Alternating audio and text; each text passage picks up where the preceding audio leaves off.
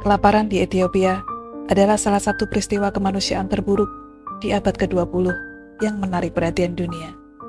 Kekurangan pangan dan krisis kelaparan di Ethiopia dari tahun 1983 hingga 1985 menyebabkan sekitar 1 juta kematian akibat kelaparan. Jutaan orang lainnya terpaksa mengungsi dan menjadi miskin. Berbagai peristiwa buruk yang terjadi menyebabkan kelaparan di Ethiopia, antara lain kekeringan yang berulang, gagal panen, kelangkaan pangan, dan konflik yang membuat bantuan tidak dapat menjangkau orang-orang di wilayah pendudukan, dan juga kebijakan pemerintah yang merelokasi keluarga. Ribuan orang meninggal setiap minggunya.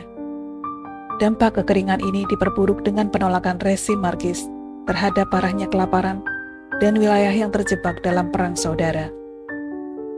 Lebih dari separuh penduduknya hidup di bawah garis kemiskinan global, tingkat paling tinggi di dunia. Seorang jurnalis dari BBC menceritakan ketika dia melakukan perjalanan ke Ethiopia ke arah utara dari Addis Ababa sambil meliput bencana kelaparan pada tahun 1984. Ingatan saya mendalam adalah tentang daerah pedesaan yang kering, bukit-bukit yang gundul, laki-laki, perempuan, dan anak-anak yang kelelahan dan lemah berkumpul di tempat-tempat yang mereka pikir bisa mendapatkan makanan. Para ibu yang mengenakan gaun baju bersulam sambil menggendong anaknya yang kurus kering, berlari ke jalan raya dan mempertaruhkan nyawa mereka dengan mencoba menghentikan kendaraan dan juga menjual harta benda apapun yang masih mereka miliki. Kerangka binatang berserakan di mana-mana. Kondisi tersebut tidak berubah hingga tahun 2000 dan masih menjadi negara termiskin ketiga di dunia. Banyak pengamat menilai negara hulu Sungai Nil itu akan tamat riwayatnya. Pilihan paling mungkin adalah bergabung dengan negara tetangga atau melebur diri dalam entitas politik lain yang mapan di benua hitam. Tapi itu masa lalu. Kini negara tertua di dunia tersebut telah menjadi tanah penuh harapan.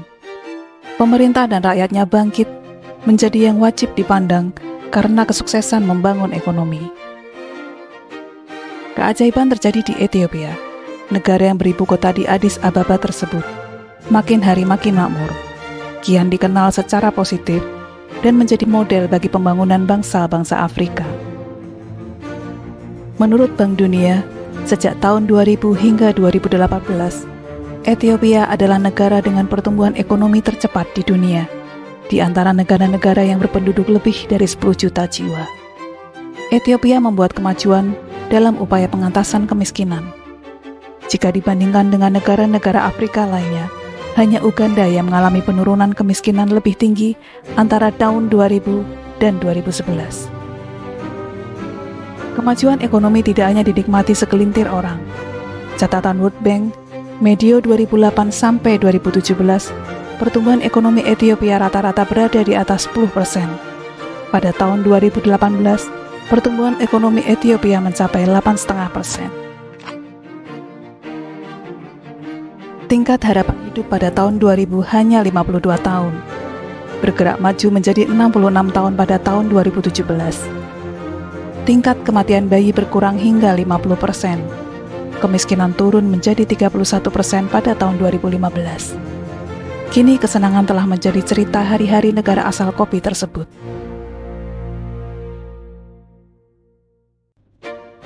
Bila negara lain menjadikan Amerika Serikat sebagai role model pembangunan, pemerintah Republik Demokratik Ethiopia menjadikan Republik Rakyat Cina atau China Mainland sebagai sumber inspirasi. Mereka kagum dengan kemajuan Tiongkok daratan.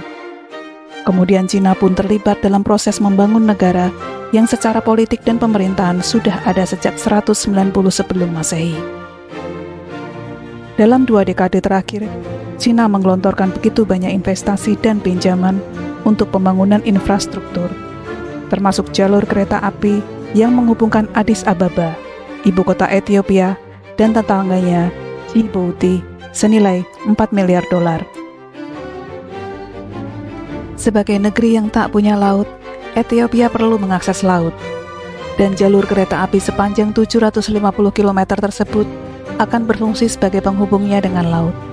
yakni Teluk Persia melalui pelabuhan di Djibouti.